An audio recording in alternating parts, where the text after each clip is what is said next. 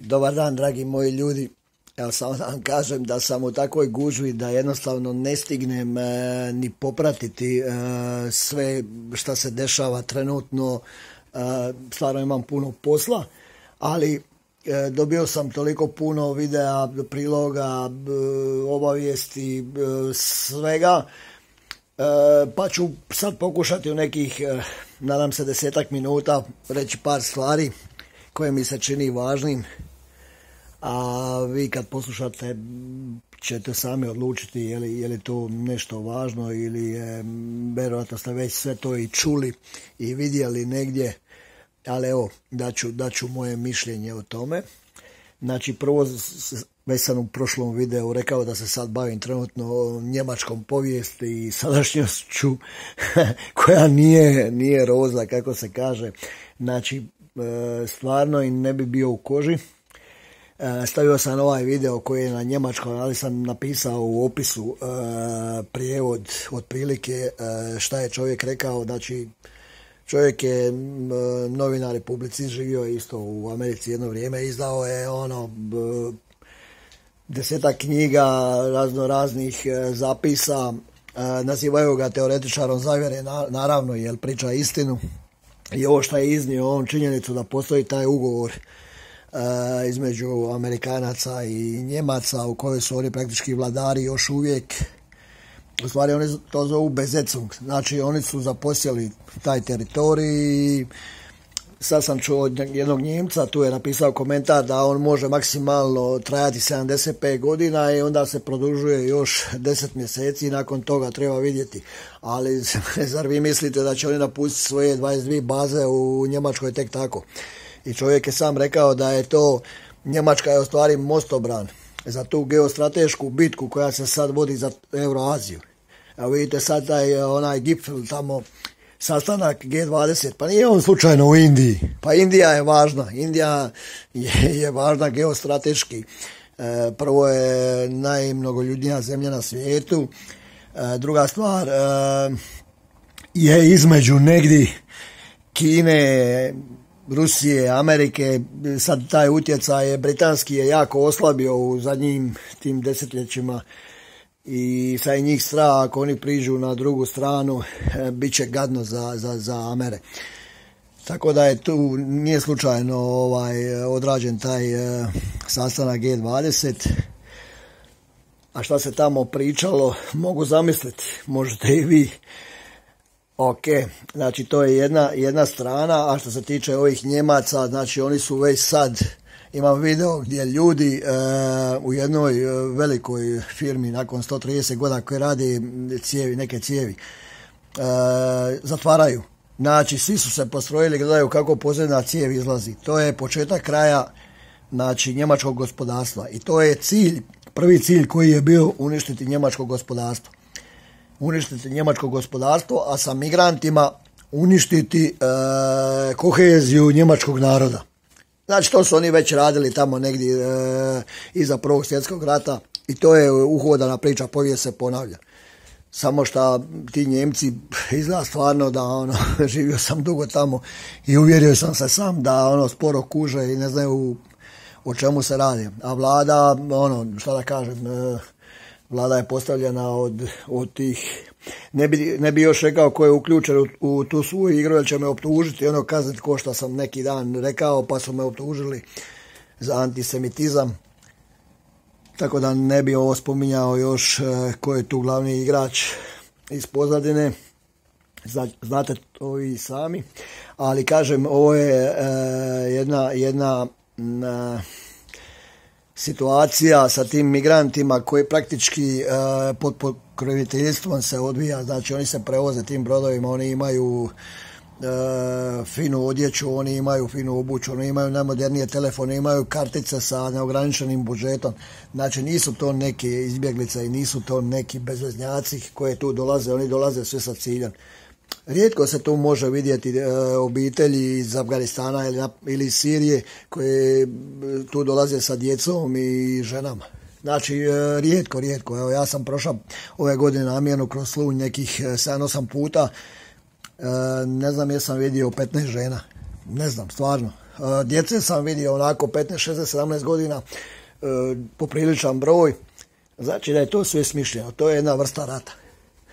I nije mi jasno kako naši to ne vide. U stvari možda vide, ali su dobivaju novce za to, jer sam opet prekjučer čuo informaciju da su Njemci, Francuzi i ko još je Austrija ili neko je rekao dosta više, nema više migranata, ne uzimamo migrante. Znači svi oni koji dođu do granice tamo bit će vraćeni u onu zemlju koja ih je prihvatila.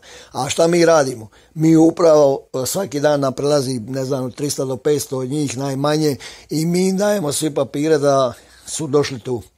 Kad i ovih vrate iz Njemačke ili iz Francuske ili iz Austrije ili iz Italije, onda će oni doći kod nas jer imaju taj papir koji smo im mi izdali.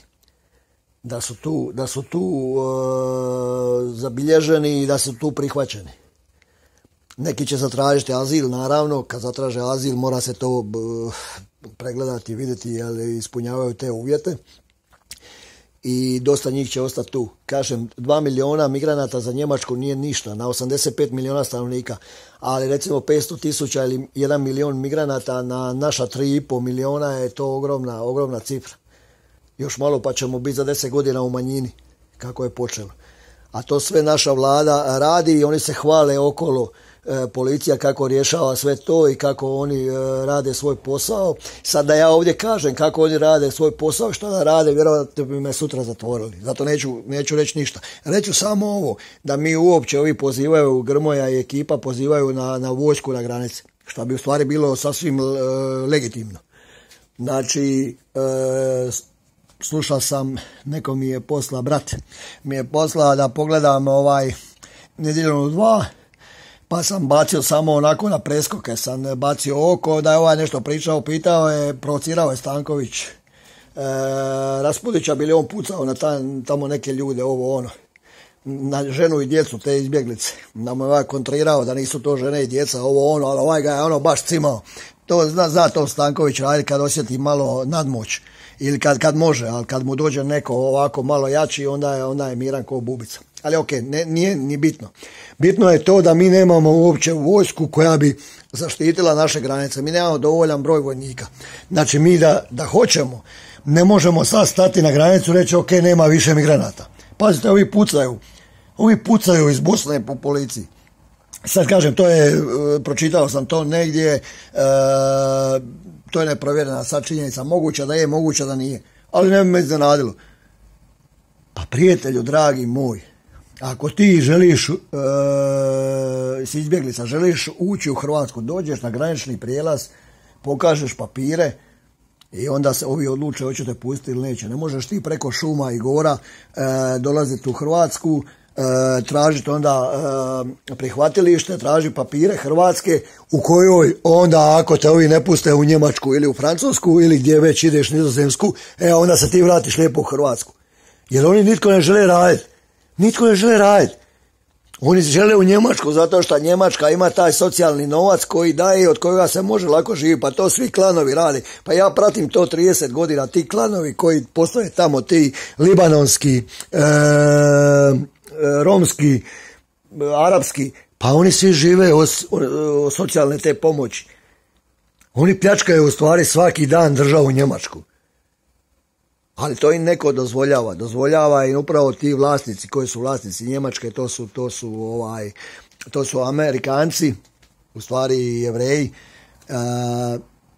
Amerikanci su u stvari ta vojna sila koja njima služi da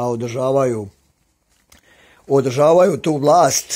Sad, dokle će ovi šutjeti i gledati, ne znam, ali ne piše im se dobro. Oni su pred ekonomskim slomom i samo pitanje trenutka kad će doći u stanje od 1930. godine. Znate kako im je bilo stanje, tamo nisu imali šta jest i inflacija im je bila na dnevnoj bazi nenormalna.